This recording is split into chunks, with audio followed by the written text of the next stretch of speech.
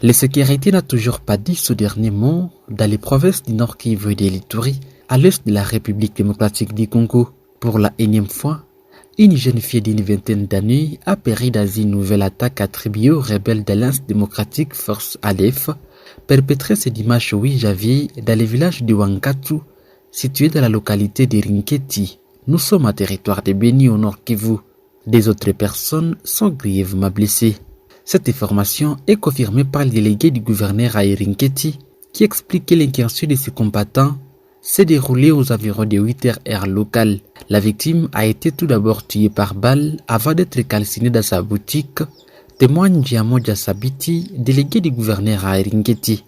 Les assaillants ont aussi pillé du bétail avant de se retirer de la zone. Une visitation s'observait dans la localité et des jeunes disaient s'apprêter à se rendre dans la brousse pour traquer les rebelles auteurs de cette attaque. Pour le moment, une petite accalmie s'observait dans cette entité. Cependant, les rebelles des forces démocratiques à l'UADF ont tué des civils et blessés et militaires FARDC de la journée du samedi 7 janvier 2023 au village Kabrik, situé à plus ou moins 5 km de Luna Eta et Luna Samboko, à groupement de Bandaville Macheferi de Walese Vonkutu, dans le territoire d'Irumu à province de l'Ituri. L'ONG DH Convention pour le respect des droits de l'homme CRDH antenne d'Irumu qui condamne fermement cet acte par les deux bilans qui est encore provisoire. Christophe Mnyander, son coordonnateur, indique que la sécurité très alarmante s'observe dans cette partie de l'Ituri suite à cette précarité liée à la sécurité. C'était vers 16h heure locale du samedi que ces rebelles ougandais de l'ADF ont tué des civils au cours de cette énième attaque. C'est encore un bilan provisoire. Ces rebelles sont en train de subir l'effet des forces armées de la RDC. Voilà pourquoi nous encourageons l'armée congolaise, a-t-il fait savoir. Par ailleurs, la personne ressource ajoute qu'un autre jeune homme a été tué par un militaire FARDC au village de Mambelenka vers 18h de ce même samedi. À la croire, les militaires avaient tiré à bout portant sur les corps du pauvre garçon et la mort s'en est suivie. Les garçons étaient soupçonnés d'appartenir au groupe des miliciens Maïmaï qui continue aussi à instabiliser la sécurité, qui contribue aussi à l'instabilité de la sécurité de la région.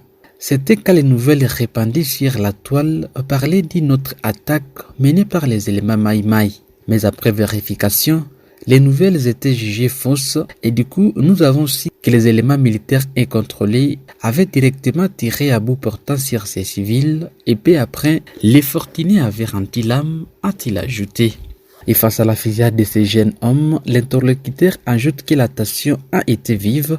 Et face à la fusillade de ces jeunes hommes, l'interlocuteur ajoute que la tension a été vive dans les chefs des habitants.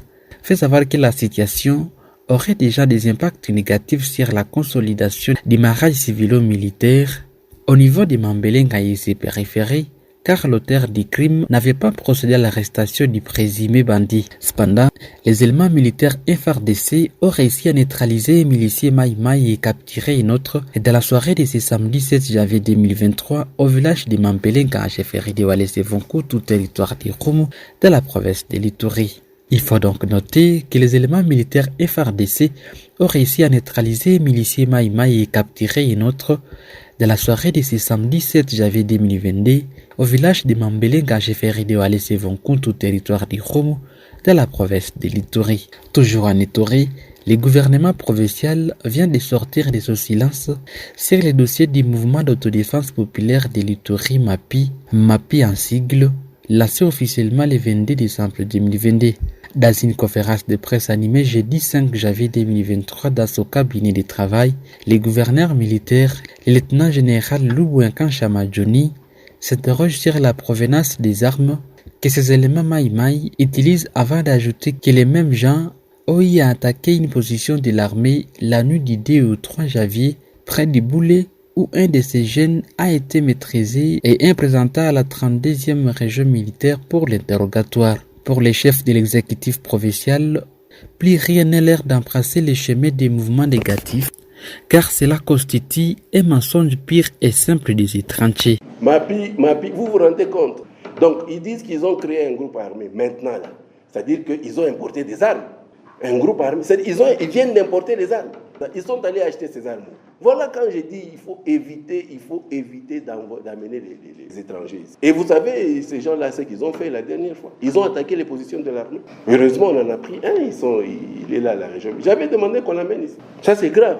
Et on dit qu'on veut protéger qui? On veut protéger qui? C'est vrai que c'est difficile, c'est vrai que nous n'avons pas peut-être assez d'hommes, c'est vrai. Mais il ne faut pas vous verser sur ce chemin-là. C'est un mauvais chemin. Ces enfants-là qui seront habitués à utiliser les armes, comment est-ce que vous allez encore, même si on dit PDDRCS, qu'est-ce qu'ils vont devenir après? Parce que PDDRCS, c'est pour la communauté.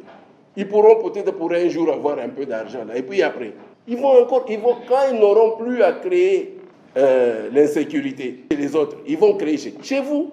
De l'autre côté, 2 personnes sont mortes d'une explosion la soirée du vendredi 6 janvier 2023 au village Ntati, du groupement Boukou de la chefferie de Bahema Nord à territoire d'Indjougou. L'enquête civile qui nous livre cette information ce samedi 7 janvier 2022 ont découvert que cette bombe date de trop longtemps mais sans être détectée par les services spécialisés.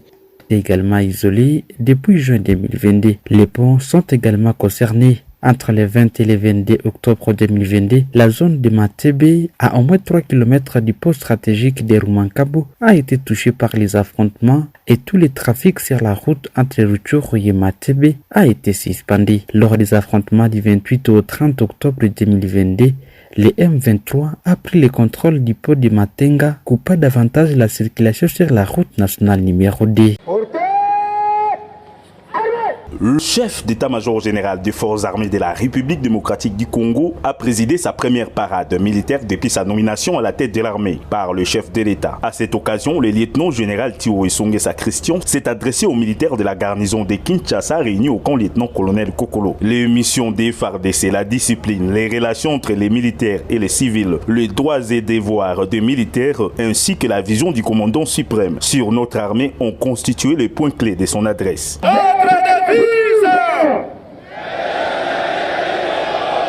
La mission FARDC, le cadre de devise, n'est jamais trahir les Congo. Et c'est qu'il n'y a pas de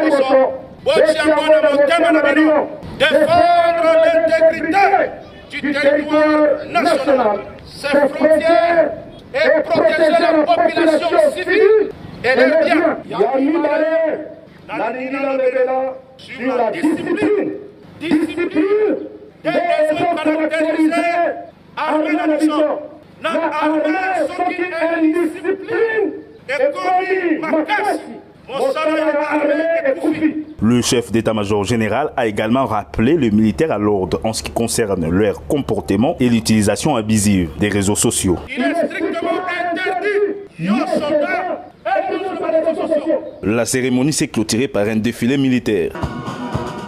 Madame, Messieurs, merci de nous suivre sur Afro et Frodissa 43. Likez et partagez nos vidéos pour ne pas rater nos prochaines vidéos.